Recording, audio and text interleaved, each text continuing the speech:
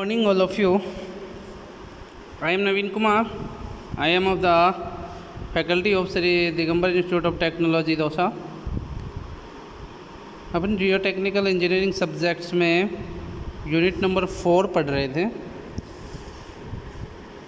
Last class में अपन ने unit number 4 में रैनकाइन थ्योरी के बारे में पढ़ा था. रैनकाइन थ्योरी एक्टिव प्रेशर के केस में, ठीक है. इसके एक्टिव प्रेशर का फॉर्मूला ड्राइव किया था और उसके बारे में डिस्कस किया था, ठीक है. आज उसी में आगे कंटिन्यू करते हुए रैनकाइन थ्योरी में ही पैसिव प्रेशर की बात करेंगे, ठीक है. पैसिव प्रेशर, फिर उसके वेरियस केसेस जो होते हैं, कोजेज होते हैं, उनके बारे में डिस्कस करेंगे, ठीक है. ये आज का अपना वीडियो लेक्चर नंबर 32 है. 31 कंप्लीट कर चुके हैं अपन. So now let's start. Rankine's passive state, ठीक है. जैसे अपन ने पहले रैनकाइन एक्टिव स्टेट पढ़ा था, वो उसके लिए कैसे फेलियर की कंडीशन आती है वो पढ़ा था उसमें. इसमें भी अपन वही डिस्कस करेंगे. तो देखिए, on the other hand if the wall moves x2 towards the backfill. भाई देखिए, पैसिव प्रेशर था, उसके बारे में अपन ने पहले पढ़ा था. तो उसमें अपन ने यही डिस्कस किया था कि कोई भी अपना, जैसे ये बैकफिल फिलअप है यहाँ और ये कोई अपना रिटेनिंग स्ट्रक्चर है, तो ये वाल जब अपनी बैकफिल की ओर मूव करे, ऐसे इस डायरेक्शन में अगर मूव करती है, ठीक है, बैकफिल की ओर मूव कर रही है, तो ये बैकफिल की ओर जो मूव करे वो ही अपना क्या होता है, पैसिव प्रेशर बताया था अपन ने, ठीक है. तो उसी को अब अपन यहाँ देख रहे हैं. इसमें ये डायग्राम देखिए, इस डायग्राम में अब अपने को ये पैसिव स्टेट के लिए ही बताया पूरा. तो इसमें क्या है, if the wall moves x2 towards the backfill, backfill की ओर मूव हो रही है, there will be uniform compression in the horizontal direction. Uniform compression होता है हॉरिजॉन्टल डायरेक्शन में, ठीक है. देखो, ये कंप्रेशन की कंडीशन आ रही है, ये ऐसे इधर से ये बैकफिल लगी तो ये फोर्स वाइज ऐसे लग रहा है इसमें, ठीक. Uniform compression in horizontal direction, ठीक है. सिग्मा एच मान लीजिए स्ट्रेस लग रही है अपनी. The leads to an increase in the value of sigma H from the original.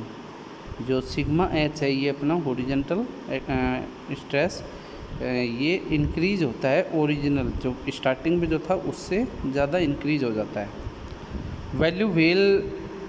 Value of sigma we remain constant. जो सिग्मा वी रहेगा अपना, ये जो डाउनवर्ड पोजीशन में लगेगा सिग्मा वी, उसको कांस्टेंट माना है. If compression is large enough, अगर अपना कंप्रेशन है, ये हॉरिजॉन्टल वाला स्ट्रेस का कंप्रेशन अगर लार्ज हो जाता है, the value of sigma H increase to maximum value PP.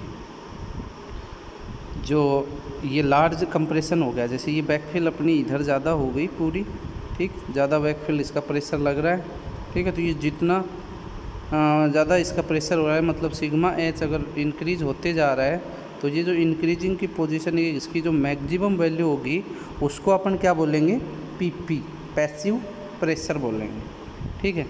Such a state of plastic equilibrium develops is known as Rankine passive state. अब ये ज़्यादा कंप्रेशन हो जाएगा, मैक्सिमम वैल्यू पे ये चला जाएगा, तो ये प्लास्टिक की कंडीशन में चला जाएगा. जैसे जितनी इसकी वही जो अपनी बैकफिल है, इसकी कैपेसिटी थी कंप्रेशन को सहन करने की, उससे अगर ज़्यादा हो रहा है, तो ये क्या है कि प्लास्टिक की कंडीशन में चला जाएगा. तब इसके वॉल्यूम में कोई चेंज नहीं आएगा. जो यहाँ बैकफिल में जो सॉइल होगी उसमें चेंज नहीं आएगा, और वो किस कंडीशन में पहुँच जाएगा, प्लास्टिक इक्विलिब्रियम में पहुँच जाएगा. तो इसी को ही, इस मेथड को ही, इस प्रोसेस को ही अपन क्या कहते हैं, रैनकाइन पैसिव स्टेट, ठीक है. मेन इसमें पैसिव प्रेशर रिएक्ट करता है, हॉरिजॉन्टल प्रेशर सिग्मा एच ये रिएक्ट करता है.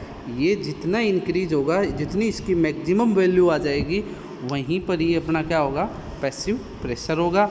और जो ये पैसिव प्रेशर होगा, ये एक प्लास्टिक इक्विलिब्रियम की कंडीशन में पहुंचेगा. तो इसी को अपन क्या कहेंगे, रैनकाइन पैसिव स्टेट. ओके, अब देखिए आगे देखते हैं.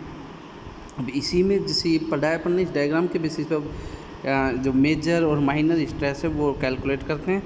अब देखिए, अब अपन ने वहाँ जो पढ़ा था पहले, वहाँ पिछले एक्टिव प्रेशर के केस में जो फॉर्मूला निकाले थे, तो वो एक जैसे सॉइल्स का स्पेसिमन ये लिया था, इसमें एक फोर्स अपना ये लग रहा था, प्रेशर ये लग रहा था, एक ये लग रहा था, ठीक है। ये अपना सिग्मा एच है, ठीक है, ये सिग्मा एच था।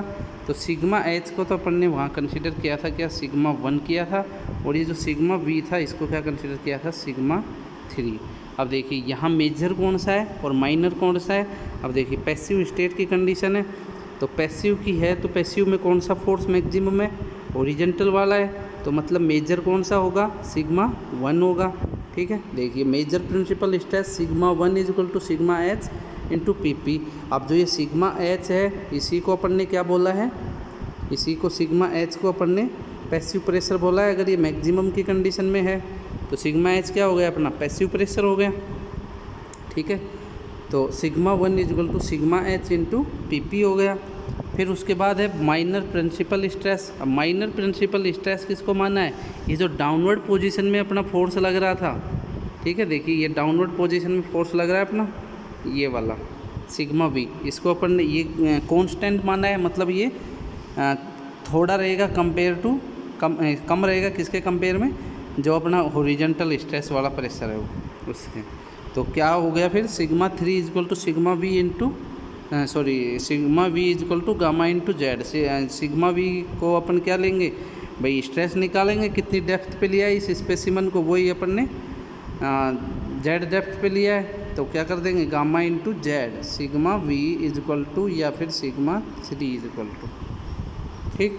तो ये हो गई अपनी मेजर प्रिंसिपल स्ट्रेस और माइनर प्रिंसिपल स्ट्रेस, ठीक। अब देखिए, अब इनके बीच, दोनों के बीच अगर रिलेशनशिप देखते हैं सिग्मा 1 और सिग्मा 3 के, तो अपन ने एक इक्वेशन पहले भी निकाली थी, तो वो इक्वेशन अपनी क्या निकल के आई थी, sigma 1 is equal to sigma 3 tan square alpha plus 2c tan alpha, ठीक है। Sigma 1 is equal to sigma 3 tan square alpha plus 2c tan alpha, ये निकल के आया था, ठीक। यहाँ अल्फा क्या है अपना 45 माइनस 5/2 है, ठीक। अगर अपनी सॉइल कोहेजन लेस है तो c इज इक्वल टू क्या ले लेंगे, 0 ले लेंगे। अब c इज इक्वल टू 0 हो गया, तो इस इक्वेशन में अगर अपन c इज इक्वल टू 0 रखते हैं, तो यहाँ c इज इक्वल टू 0 रखा, तो ये पोर्शन पूरा 0 हो गया। तो फाइनल अपने पास बचा क्या, अपने पास बचा sigma 1 is equal to sigma 3 tan square alpha, ठीक। अब देखिए सिग्मा 1 इज इक्वल टू, अपने को पता है सिग्मा 1 क्या है, सिग्मा 1 अपनी यहाँ पे देखिए, यहाँ पर ने क्या लिया, सिग्मा 1 को सिग्मा एच बोला है, ठीक। तो सिग्मा 1 जो मेजर प्रिंसिपल स्ट्रेस है, तो उसकी जगह पर ने सिग्मा एच रख दिया, और सिग्मा 3 को क्या बोला है, सिग्मा वी, जो कि माइनर प्रिंसिपल स्ट्रेस है, तो इसकी जगह क्या रखेंगे, सिग्मा वी, ठीक। और जो ये अल्फा है इसकी जगह 45 माइनस 5/2 अपन ने माना है कि हाँ इतना होता है, तो tan स्क्वायर 45 माइनस 5/2, ठीक। तो ये अपनी इस इक्वेशन में आ जाती है रूप में। अब देखिए सिग्मा 1 था, इसको सिग्मा एच रखा। अब सिग्मा एच को ही अपन क्या बोल सकते हैं, सिग्मा पीपी बोल सकते हैं, ठीक है, पीपी। तो सिग्मा एच की जगह पर अपन ने क्या रखा, पीपी, ठीक। और जो सिग्मा वी था उसकी जगह क्या होता है, गामा इंटू जेड है, तो उसको अपन बाद में रखेंगे। तो यहाँ इसकी जगह ये रख दिया। अब देखिए नहीं, इसको लिखते हैं वैसे कि वैसा, तो ये आ जाता है अपना, इतना कुछ आता है इंटू सिग्मा वी, ठीक। अब देखिए ये जो पोर्शन है अपना पूरा, कौन सा वाला, ये अपना coefficient of passive earth pressure भी है, जिसको अपन केपी बोल सकते हैं। तो इसको अपन ऐसे लिख सकते हैं कि PP is equal to tan square, sorry पूरा ही मिट गया अपना।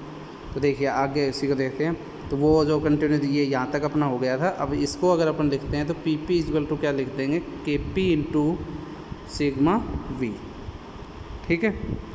और के पी क्या है, coefficient of earth passive earth pressure, ठीक।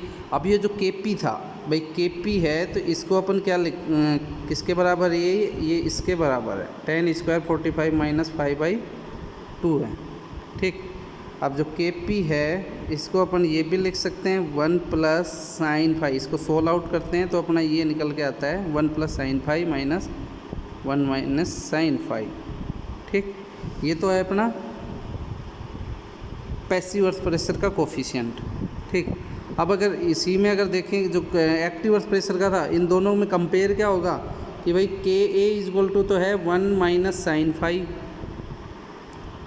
अपॉन 1 प्लस साइन फाई, और के पी इक्वल टू है 1 plus sine phi upon 1 minus sine phi, ठीक है।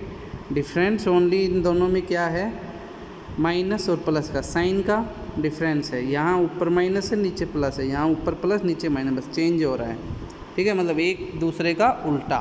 तो इसी को अपन ये भी कह सकते हैं, ऐसे भी लिख सकते हैं कि के पी इक्वल टू 1 अपॉन के ए, ठीक है। ये इन दोनों के बीच रिलेशन आ जाता है एक्टिव अर्थ प्रेशर कोफिशिएंट में और पैसिव अर्थ प्रेशर के कोफिशिएंट में। तो के पी इक्वल टू 1 अपॉन के ए भी लिख सकते हैं, ठीक है। तो ये था अपना रैनकाइन पैसिव स्टेट के केस में पहला केस था।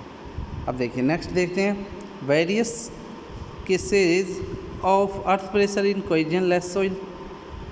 अब अर्थ प्रेशर में कुछ अपने केसेज हैं कोहेजन लेस सॉइल्स के लिए। तो उसमें फर्स्ट है ड्राई और मॉइस्चर बैकफिल।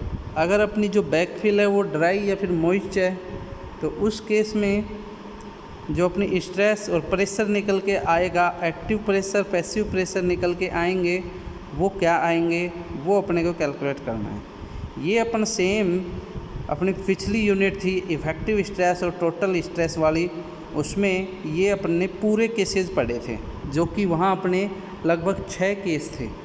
तो ये अपन ने पूरे वहाँ डिस्कस किए थे, वहाँ अच्छे से इनको पढ़ा था, ठीक। अब इस यूनिट में अपन बात करेंगे जो वहाँ अपन ने नहीं पढ़ा, ठीक है। वहाँ अपन ने एक इंक्लाइन के लिए जो ये बैकफिल है ये इंक्लाइंड हो, ये नहीं पढ़ा था, और एक ये बैकफिल इंक्लाइंड और वर्टिकल दोनों एक हो, वो नहीं पढ़ा था। तो वो अपन यहाँ डिस्कस करेंगे, और जो इसके केस है वो इस यूनिट में डिस्कस नहीं करेंगे, वो अपनी पहले वाली यूनिट में डिस्कस हो चुके हैं, अपन उनको पढ़ चुके हैं, ठीक है। तो अब जो इम्पोर्टेंट है इस यूनिट के लिए वो अपन यहाँ डिस्कस करेंगे, ठीक है।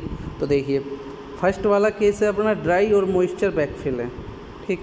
क्या कह रहा है ड्राई और मॉइस्चर बैकफिल में कि मान लीजिए कि ये अपना कोई रिटेनिंग स्ट्रक्चर है, ठीक है, इसके इधर ये बैकफिल फिलअप है जो ड्राई या फिर मॉइस्चर है, ठीक। ये अपन ने यहाँ कोई पार्टिकल ले लिया सोइल्स का जेड डेप्थ पे, जिस पे अपने को प्रेशर निकालना है, ठीक है। तो प्रेशर निकालेंगे तो पैसिव प्रेशर के केस में देखते हैं पहले।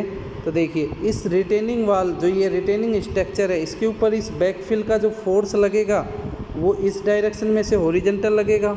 तो ये फोर्स भी किसकी वजह से, इसके सेल्फ वेट की ग्रेविटेशनल जो फोर्स है या फिर सेल्फ वेट है इसका, उसकी वजह से लगेगा। तो ये एक कैसे लीनियर फॉर्म में जाएगा, मतलब जो बेस पे रहेगा वहाँ सबसे ज़्यादा रहता है, फिर थोड़ा कम, फिर कम, फिर कम, और जो टॉप पॉइंट पे इसकी वैल्यू कितनी होती है, 0 होती है। तो अपन ने जो ये डायग्राम बनाया ट्रायंगल का, ये सेम इसी पोर्शन को, इसी कंसेप्ट को ध्यान में रखते हुए बनाया है, ठीक। यहाँ पे देखिए जो नीचे वाला पोर्शन है यहाँ सबसे ज़्यादा प्रेशर है, फिर कम है, फिर कम है, फिर कम है, ठीक।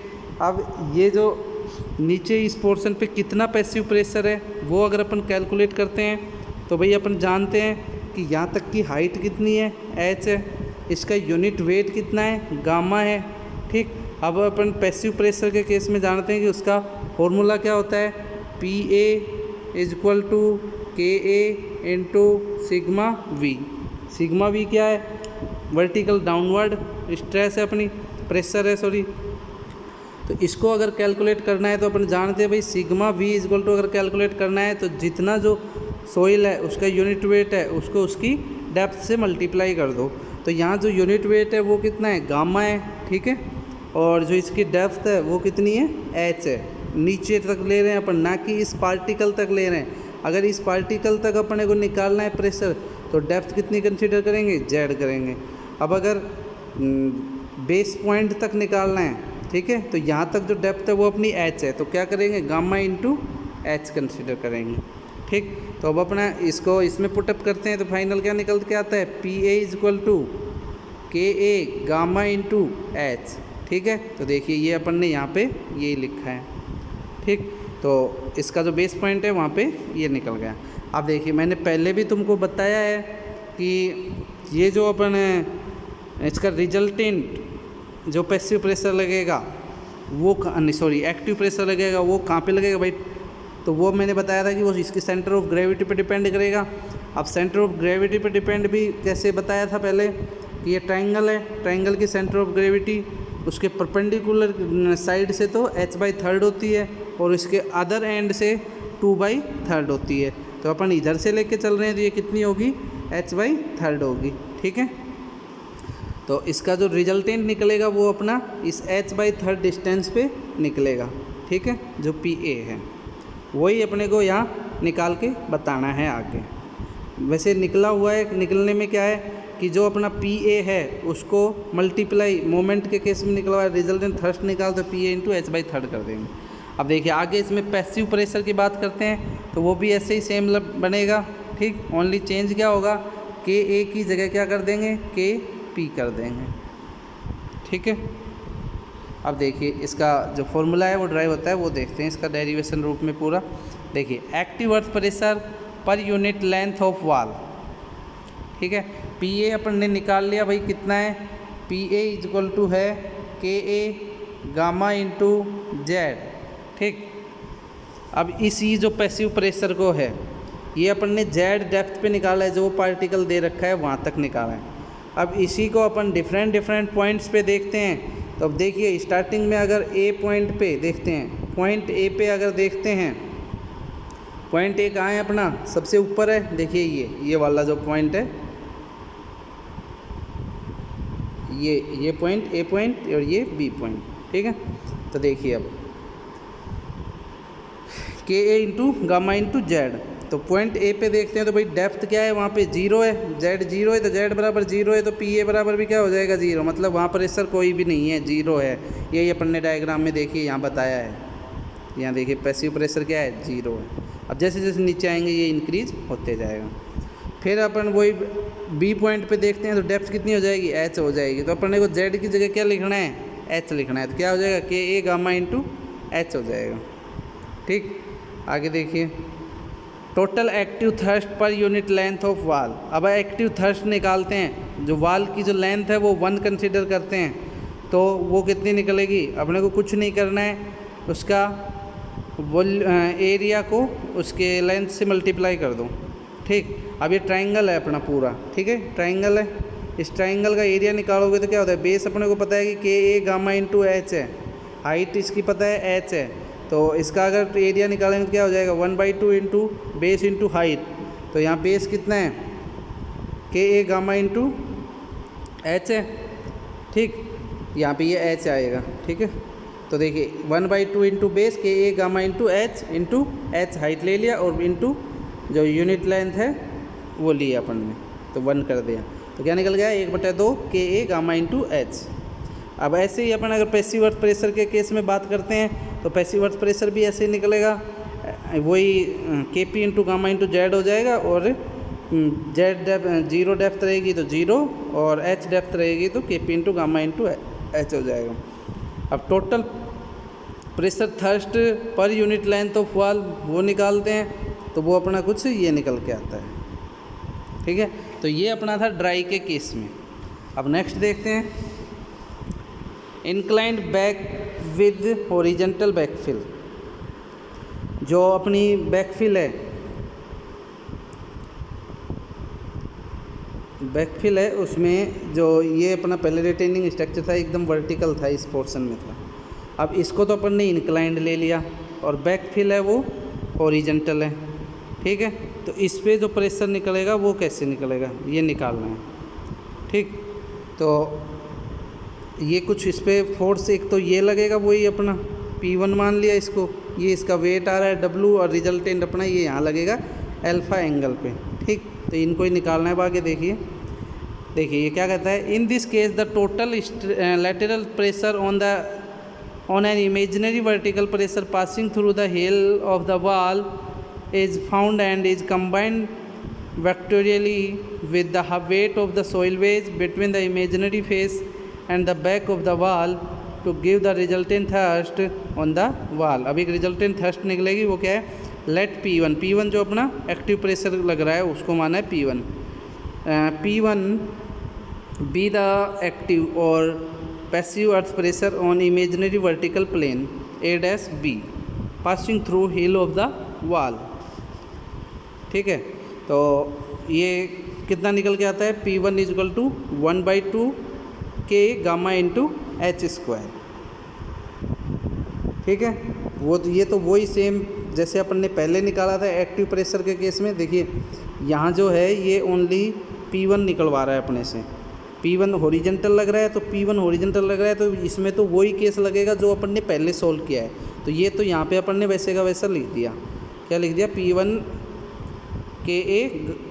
K gamma into H²। ठीक, इसकी जगह अपन KA भी कर सकते हैं, KP भी कर सकते हैं। अगर एक्टिव है तो KA और पैसिव है तो KP। अब रिजल्टेंट थ्रस्ट ऑन वॉल, अब रिजल्टेंट निकालते हैं तो भाई देखिए इस पर दो फोर्स लग रहे हैं अपने, एक तो ये लग रहा है, एक ये लग रहा है, ये W लग रहा है, ये P1 लग रहा है। ठीक, रिजल्टेंट निकालेंगे तो क्या कर देंगे दोनों का, P is equal to √W² plus P1 का square. Angle of resultant with horizontal, अब अगर इसका एंगल निकालते हैं तो ये एंगल अपने को निकालना है, अल्फा एंगल ये है, तो क्या होता है tan थीटा इजकल टू लंब बटा आधार, तो यहाँ ये क्या है W अपॉन बेस क्या है P1, तो ये निकल के आ गया। अब अगर अल्फा निकालते हो तो क्या निकल के आता है, ये निकल के आता है। ठीक, आगे देखिए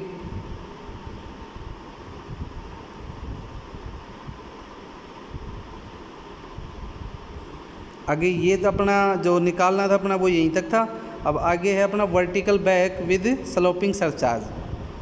अब अगर स्लोपिंग की कंडीशन है इस पे अबाउ में ये वाला केस बन रहा है, तब कैसे निकालेंगे, तो वो देखिए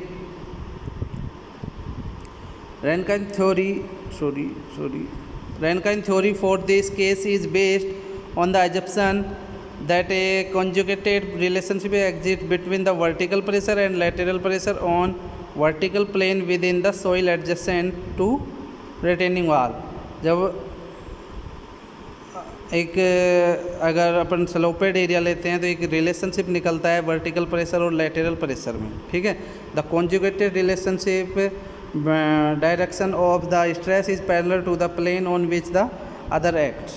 ठीक, वो भी h/3 पे होगा। The lateral pressure is act h/3 from base and is assume to act parallel to the backfill surface.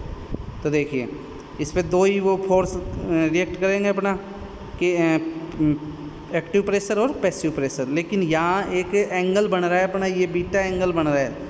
ठीक है, ये बीटा एंगल यहाँ बन रहा है ये वाला, इसकी वजह से, तो इसकी वजह से अपना एक केस और जुड़ जाता है। इसका कंपोनेंट लेते हैं तब क्या जुड़ता है कि PA is equal to 1/2 PA is equal to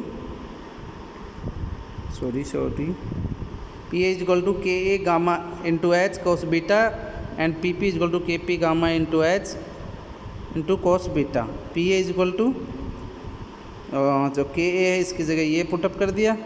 ठीक, तो ये अपना मतलब ऐड क्या करना है अपने, cos बीटा ऐड करना है, क्योंकि इंक्लाइंड है तो ये ऐड किया है, स्लोपेड एरिया है तो। ठीक, PP के लिए ये फॉर्मूला हो जाता है, ये निकल के आता है। अब अगर इन दोनों का रेशियो लेते हैं तो इन दोनों का रेशियो लेके और h/3 जो बेस से लेते हैं एंगल बीटा है, तो उस केस में जो KA निकलता है वो अपना इतना निकलता है और KP होता है उसके लिए ये आता है। मतलब जो अपन ने वहाँ पहले निकालते थे कि K equal to 1 - sin phi है, अगर ओरिजेंटल ये अपनी, ठीक है, तब ये दोनों निकल के आते थे। बट अगर इंक्लाइंड है बैकफिल, स्लोपेड है, तो अपने के ए और के पी के ये फॉर्मूले निकल के आते हैं। ठीक है स्टूडेंट, तो ये थे अपने कुछ केसेस। आगे जो और रिमेनिंग है वो अपन नेक्स्ट वीडियो में डिस्कस करेंगे। Okay, so thanks for watching my video.